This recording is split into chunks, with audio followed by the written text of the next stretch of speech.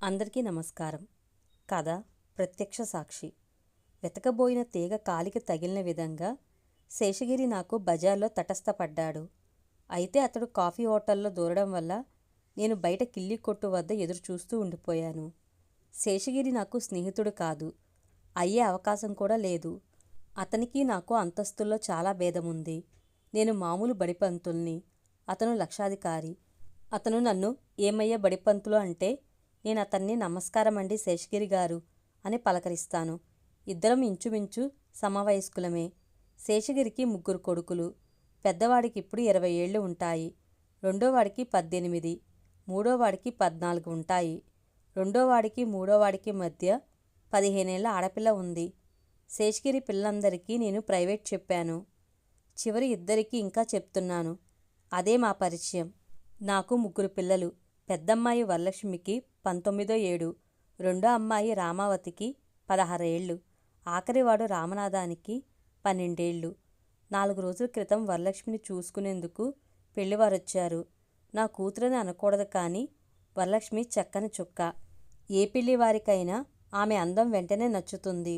అయితే పెళ్లికి అందం ఒక్కటే చాలదు కదా, అందులోనూ చాలామందికి డబ్బే అందం. వచ్చిన పెళ్లివారు పిల్ల నచ్చిందని 5,000 కట్నం ఇచ్చే పక్షంలో ఈ పెళ్లి జరుగుతుందని అన్నారు.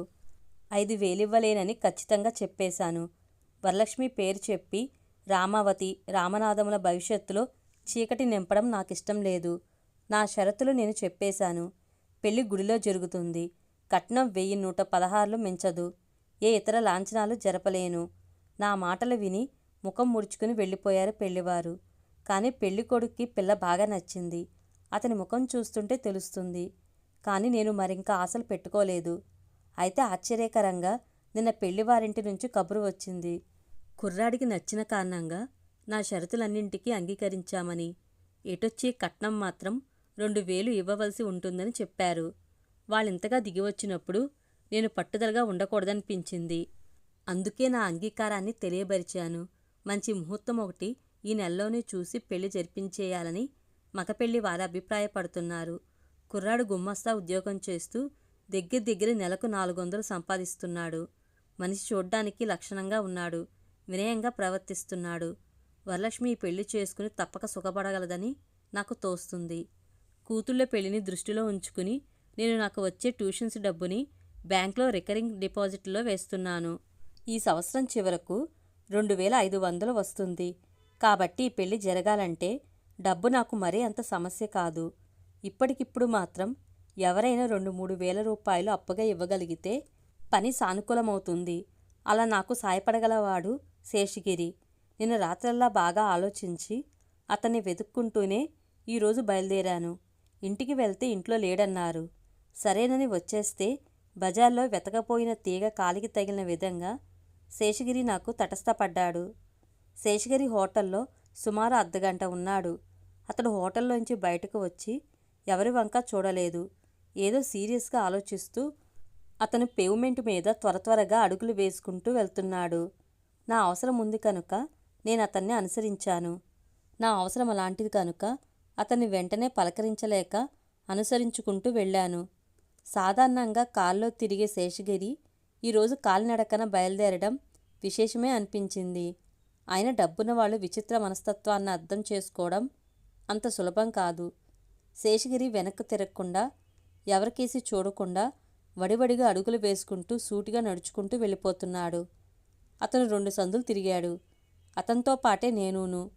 ఒక సందులో ఒక చిన్న పెంకుటింటి ముందు ఆగాడతడు. క్షణం తడపడాయించి ఒక్కసారి అటు ఇటు చూశాడు. ఎందుకో అతని కళ్ళబడరాదనిపించింది నాకు. చటుక్కున కనిపించిన పక్కింటి మెట్లెక్కాను. కానీ అతన్ని గమనిస్తున్నాను. శేషగిరి ఆ ఇంట్లోకి వెళ్ళాడు. 5, 10, 15 నిమిషాలు గడిచినా ఇంకా బయటకు రాలేదు. నేను అనుమానంగా ముందుకు కదిలాను. ఆ ఇంటి ముందు మరో 5 నిమిషాలు నిలబడ్డాను. ఇంకా నాలో ఓర్పు నశించింది. ఆ ఇంటి వైపు చూశాను. తలుపులు పూర్తిగా వేసిలేవు. ఏమైతే అయిందని ధైర్యంగా ముందడుగు వేశాను. తలుపులు తోసుకుని లోపలికి అడుగు పెట్టాను. విశాలమైన హాల్లో 3 గుమ్మాలున్నాయి. వీధి గుమ్మం కాక క్షణం తడపడాయించి కుడివైపు ద్వారం వైపు దారి తీశాను. తలుపులు కొద్దిగా తీసి కనపడ్డ దృశ్యం చూసి మాన్పడిపోయాను.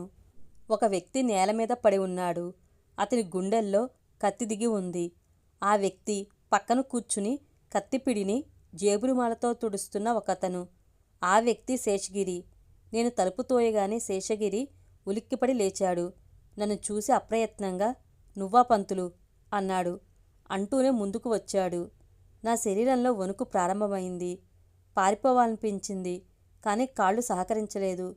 ఒక నిండు ప్రాణాన్ని నిలువునా తీయగల క్రూరత్వం శేషగిరిలో ఉన్నట్లు ఇంతవరకు నాకు తెలియదు. అయితే ఆ క్రూరత్వాన్నిప్పుడు నేను కళ్ళారా చూశాను. శేషగిరి నన్నేం చేస్తాడు? శేషగిరి నన్ను సమీపించి "ఎందుకొచ్చావిక్కడకు" అని అడిగాడు. నేను తడబడుతూ "నేనేం చూడలేదు, ఏమీ చూడలేదు" అన్నాను. "చూడలేదులే, ఎందుకొచ్చావని అడుగుతున్నాను" రెట్టించాడు శేషగిరి. "పెద్దమ్మాయికి పెళ్లి నిశ్చయమైంది. 3000 కావాలి. అప్పెక్కడ దొరక్క మీ ఇంటికి వెళ్ళాను. మీరు లేరన్నారు. నిరుత్సాహంగా బయటకు వచ్చేశాను. అనుకోకుండా ఇంట్లోకి వెళ్తున్న మీరు కనబడ్డారు. కాసేపు ఎదురు చూసి లోపలికి వచ్చాను. అంతే, ఇంకేమీ చూడలేదు."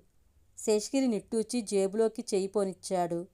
జేబులోంచి ఓ నోట్ల కట్ట బయటకు తీసి నాకిచ్చాడు. అది కొత్త నోట్ల కట్ట.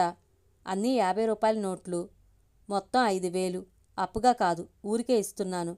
వెంటనే ఇక్కడి నుంచి వెళ్ళిపో అన్నాడు శేషగిరి. నేను వెంటనే వెనుదిరిగాను. "ఇదిగో, వెళ్లే ముందు ఒక్క మాట. నువ్వు 3000 అడిగితే నేను 5000 ఇచ్చాను. నువ్వు అప్పుగా అడిగితే నేను ఊరికే ఇచ్చాను. ఇవన్నీ నువ్వు గుర్తుంచుకోనవసరం లేదు. కానీ ఇక్కడ నువ్వేమీ చూడలేదన్న విషయం మాత్రం గుర్తుంచుకోవాలి" అన్నాడు శేషగిరి. ఈ వీడియో కనుక మీకు నచ్చినట్లయితే లైక్ చేయండి, షేర్ చేయండి.